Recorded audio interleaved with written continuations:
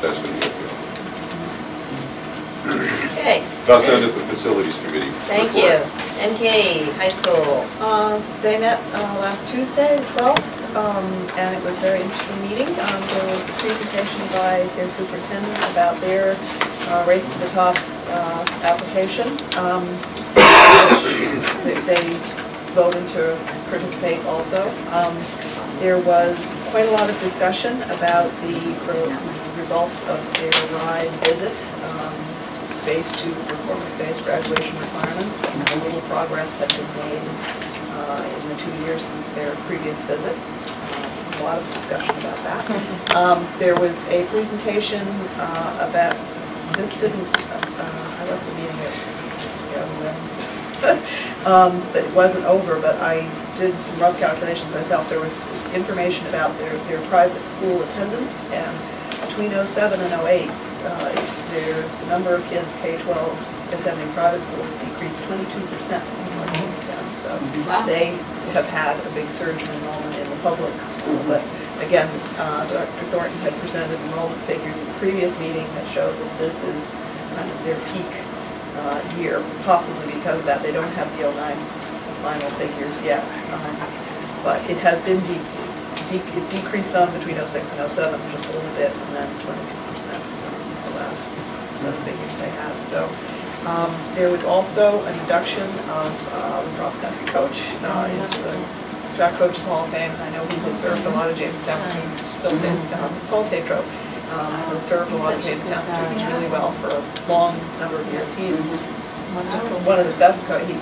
Such personal attention, encourages every kid, no matter how fast they are or not. He's just a speak from personal experience.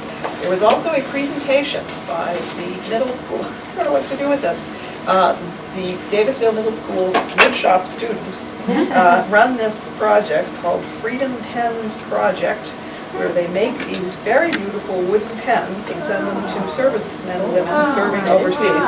They are available for sale also, I think. There's freedompens.org, and they presented this to the Jamestown representative. So I don't quite know where this should find a home, but it was. Aren't you the Jamestown representative? Yes, It should find a home in your pocketbook. But anyway, it was a very nice presentation, and it sounds like a very worthwhile organization. And the students spoke very movingly about how much they appreciated the woodshop teacher and how much they got out of the program. So that was a nice, really nice feeling from these middle school students.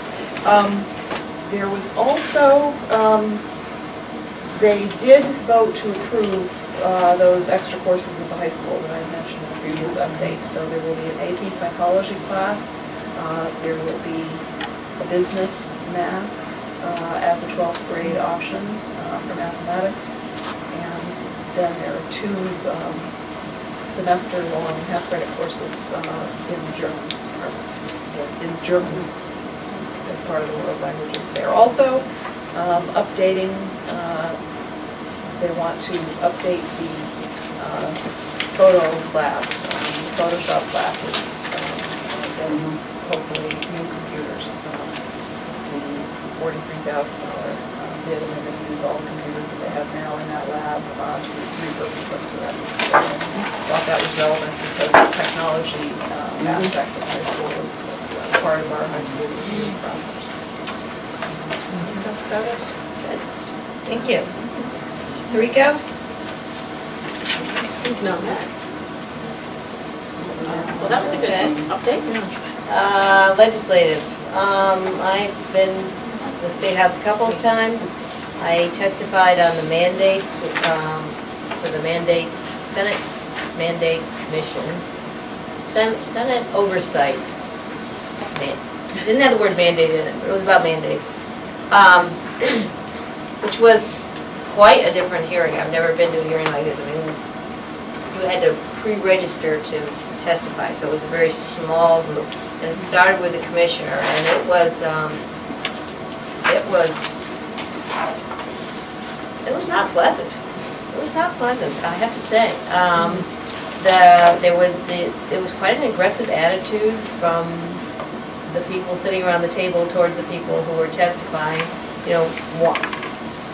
I brought up the after-school sports, wanted to charge for the after-school sports, and, I had to listen to all sorts of stories about my friend's child who's a football player who wouldn't be, if you charged, wouldn't be able to play football, and I tried to explain that in Massachusetts, where I work, we charge an activities fee, but there's the same as for free and reduced lunch. I mean, there's a system in place. Well, we don't think they should have to be applying for scholarships. I mean, there was just, everything you said, you just got, and it got to the point where, well, there's no money, so, I mean, where's the give? I mean, we had certified nurse issue, which the Superintendent's Association brought up.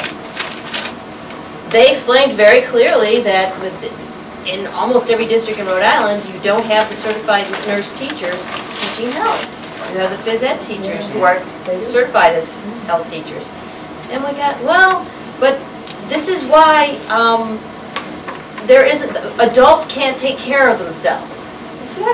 Adults are not capable of taking care of themselves, so we don't really want to see this, we don't want this mandate to go away. And that's like, well, are you going to mandate then that these people actually have to teach health? Or are you just going to mandate that we have to have them, but they're not teaching health? I mean, it was almost cryable. It really was. It was just awful. Frustrating. And this commissioner went up first, and she kept her cool, but I would not have kept my cool because they were on the attack mode. They attacked her viciously. Really? Yes. Now, were they representing anybody in particular, or just good old citizens of the United States? Well, I don't know. Are you representing anybody particularly when you say, as long as I'm in the legislature, we're never going to charge for sports? I think you're representing yourself when you say that. You think? Yeah. As long as I'm in this legislature, we're not charging for sports. Where do they say What I'm thinking, Okay. my question had to do with They were there say that. union They officials there, were there, Yeah, they don't get that we're you know, programs. were there organizations represented there? Oh, this was the Senate Oversight Committee. These are high-powered senators sitting around the table, Promote that. grilling us as to, we're hearing about all these unfunded mandates now. What are they? Well, this is what they, we can't do that. Anyway, it was discouraging, to say the least. I then also My fault. testified on management responsibilities. And that was interesting. I mean, it was the same people on the table as last year, and they alternated the superintendents and the unions. I mean, the school side and the union, the school side and the union. So you just got, it's like, we can't do it because of this. Well, we can do it because of this. Well, we can't do it because of this. Well, we can do it. Around the table, they were clearly divided. We had three people who were, this was the House Labor Committee. There were three people who said nothing. There was the chairperson whose bill it was, who was great.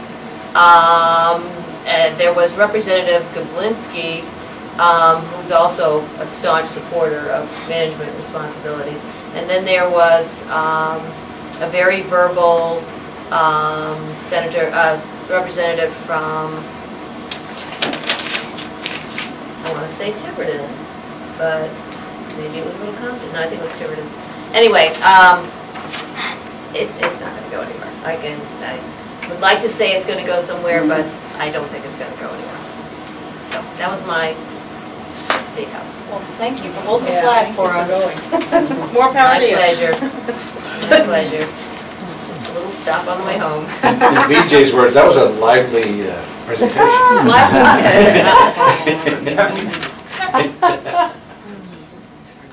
Okay.